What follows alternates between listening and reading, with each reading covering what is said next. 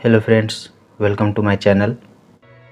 दोस्तों, आज हम जवाहरलाल नेहरू के पिता मोतीलाल नेहरू, जो अपने ज़माने के टॉप वकील थे, उनके बारे में बात करेंगे।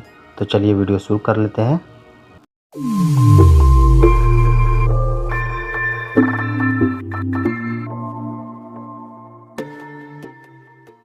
भारत के पहले प्रधानमंत्री जवाहरलाल नेहरू के पिता मोतीलाल नेहरू का बीते 6 मई को जन्मदिन था।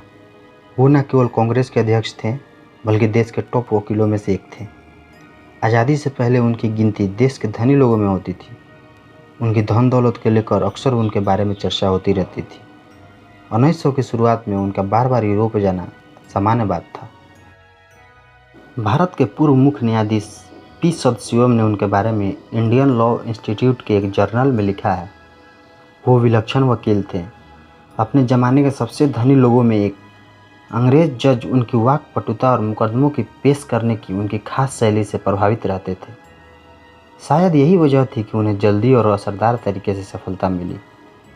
उन दिनों भारत के किसी वकील को ग्रेट ब्रिटेन के प्रिवी काउंसिल में केस लड़ने के लिए शामिल किया जाना लगभग दुर्लभ था, लेकिन मोतीलाल ऐसे वकील बने जो इसमें शामिल किए गए। दोस्तों, विकिपीडिया उनके जीवन के बारे में कहती है, उन्होंने बचपन में ही अपने पिता को खो दिया। उनके बड़े भाई नंदलाल नेहरू ने उन्हें पाला। नंदलाल आगरा हाईकोर्ट में वकील थे। जब अंग्रेज हाईकोर्ट को आगरा से इलाहाबाद ले आए तो परिवार इलाहाबाद में ही आ गया, फिर यहीं क्या होकर रह गया। नंदलाल की गिनती उन दिनों बड़े वकीलों में होती थी। उन्होंने छोटे भाई को बढ़िया कॉलेजों में पढ़ाया, फिर उन्होंने कानून की पढ़ाई के लिए कैम्ब्रिज भेजा। लंबे और असरदार व्यक्तित्व वाले मोतीलाल नेहरू बोलने की कला में सहज आकर्षण का केंद्र बन जाते थे। कैम्ब्रिज में वकालत की परीक्षा में उन्होंने टॉप किया, फिर भारत लौटकर कानपुर में ट्रेनी वकील के रूप में प्रैक्टिस शुरू की। उन दिनों ब्रिटेन से पढ़कर आए बैरिस्टरों की खास रुतबा होता था। देश में बैरिस्टर भी गिने चुने ही होते थे। कानपुर से लौटने के 3 साल बाद मोतीलाल ने इलाहाबाद आकर 1988 में हाईकोर्ट में प्रैक्टिस शुरू की। तब सब कुछ आसान नहीं था। बड़े भाई नंदलाल के निधन के बाद बड़े परिवार का बोझ भी उन पर था। अंग्रेज जज भारतीय वकीलों को ज़्यादा तवज्जो नहीं देते थे। मोतीलाल ने तकरीबन सभी अंग्रेज जजों को प्रभावित किया। पी सदाशिवम लिखते हैं, उन्हें हाई कोर्ट में पहले केस के लिए 5 रुपये मिले। फिर वो तरक्की की सीढ़ियाँ चढ़ते गए, कभी पीछे मुड़कर नहीं देखा।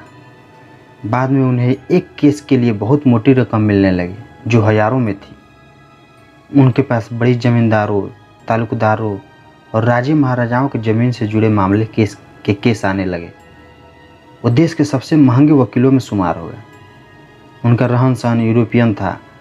कोट पैंट, घड़ी, शानो शौकत और घर में वैसी ही नफासत। 1889 के बाद वो लगातार मुकदमों के लिए इंग्लैंड जाते थे, वहाँ महंगे होटलों में ठहरते थे। सन 1900 में मोतीलाल नेहरू ने इलाहाबाद में महमूद मंजिल नाम का एक लंबा चौड़ा भवन और इससे जुड़ी ज़मीन खरीदी। उस ज़माने में उन्होंने उसे 20,000 रुपये में खरीदा, फिर सजाया संवारा और उसका नाम रखा स्वराज भवन। स्वराज भवन में 42 कमरे थे। बाद में 1 करोड़ की प्रॉपर्टी को उन्होंने 1920 के दशक में भारतीय कांग्रेस को दान में दे दी। उसी तरह 1930 के दशक में भी उन्होंने सिविल लाइंस के पास एक और बड़ी संपत्ति खरीदी। इसे उन्होंने आनंद भवन का नाम दिया। बताया जाता है कि इस भवन को सजाने संवारने में कई साल लग गए। इसमें एक से एक बेमिसाल और कीमती सामान और फर्नीचर थे। बताया जाता है कि इसके फर्नीचर और सजावट के सामान खरीदने के लिए मोतीलाल ने कई बार यूरोप और चीन की यात्राएं की। 1970 के दशक में इंदिरा गांधी ने इसे देश को समर्पित कर दिया। मोतीलाल नेहरू के बारे में कहा जाता है कि उनके कपड़े लंदन से सिल के आते थे। यही नहीं, ये कपड़े ऐसे होते थे जिनकी खास धुलाई होती थी, जो यूरोप में ही होती थी, लिहाजा उन्हें इलाहाबाद से यूरोप भेजा जाता था। मोतीलाल नेहरू की छोटी बेटी कृष्णा ने अपनी आत्मकथा में लिखा, उनका परिवार तब पाश्चात्य तरीके से रहता था, जब भारत में इसके बारे में सोचा भी नहीं जाता था। डाइनिंग टेबल पर एक से एक महंगी क्रॉकरीज और छुरी कांटे होते थे। कृष्णा ने यह भी लिखा, उन दिनों उनके परिवार में 1 या 2 अंग्रेज आया काम करती थी। परिवार में बच्चों को पढ़ाने के लिए अंग्रेजी ट्विटर भी होते थे।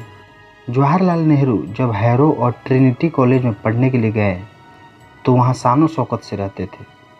कहा जाता है कि पिता मोतीलाल ने उनकी सुविधा के लिए पूरे स्टाफ के साथ कार और एक चॉपर की व्यवस्था की हुई थी। जब जवाहरलाल का दाखिला लंदन में होना था तो मोतीलाल अपने पूरे परिवार के साथ 4-5 महीने के लिए लंदन चले गए। वहाँ पूरा परिवार शानो शौकत से रहा। उन दिनों भारत में कारें नहीं बनती थी बल्कि विदेश से खरीदकर मंगाई जाती थी। इलाहाबाद में उन दिनों शायद ही कोई कार थी। इलाहाबाद की सड़कों पर आई पहली विदेशी कार नेहरू के परिवार की थी।